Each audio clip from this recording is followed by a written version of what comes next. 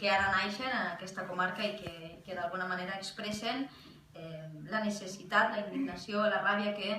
les joves, les dones, les catalanes sentim davant del moment polític que estem vivint, i sobretot la necessitat d'intervenir políticament també en les institucions, entenent que són peces claus precisament d'aquest procés d'articulació de ruptures que abans comentaven els companys. La primera reflexió que segurament haurem de fer davant del moment en el qual vivim és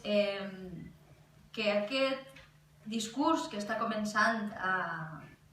exposar-se als mitjans de comunicació i sobretot exposar-se per aquells que manen de la recuperació econòmica, dels brots verds, de que tot això ja anem de sortida, de que la crisi capitalista s'ha acabat, que ara tot seran flors i violes, que hi haurà feina, que hi haurà un creixement econòmic important per a la població, doncs haurem de fer la reflexió i l'haurem de fer nosaltres de que d'aquesta crisi capitalista no sortirem com hem entrat. No sortirem com hem entrat com a poble, jo crec que això és evident, no sortirem com hem entrat com a poble perquè precisament s'han aprofitat d'aquesta crisi capitalista per a recentralitzar tots els països catalans en clau espanyola. Ho han fet aplicant la llei d'unitat de mercat o la llei de garantia de mercats, la llei de reforma de l'administració, la llei de bases de règim local, la llei Wert o d'imposició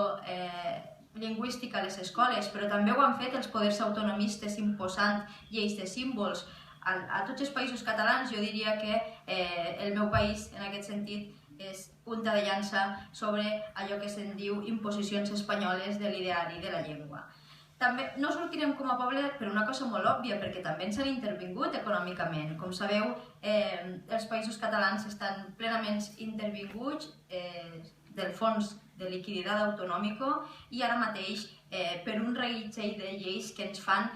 si és més esclaus, si és més intervinguts, si és amb menys possibilitats de decidir de manera sobirana sobre allò que volem ser. I de manera sobirana, com bé explicava el company, vol dir de totes les maneres que ens afecten, de tots aquells aspectes que ens afecten en el nostre dia a dia. Tampoc sortirem d'aquesta crisi amb els mateixos drets com a classe, jo diria que això és obvi, ho patim cada dia. No sortirem dels mateixos drets com a classe quan hem patit les treballadores i els treballadors una devaluació salarial brutal des de l'entrada a la Unió Europea, però brutal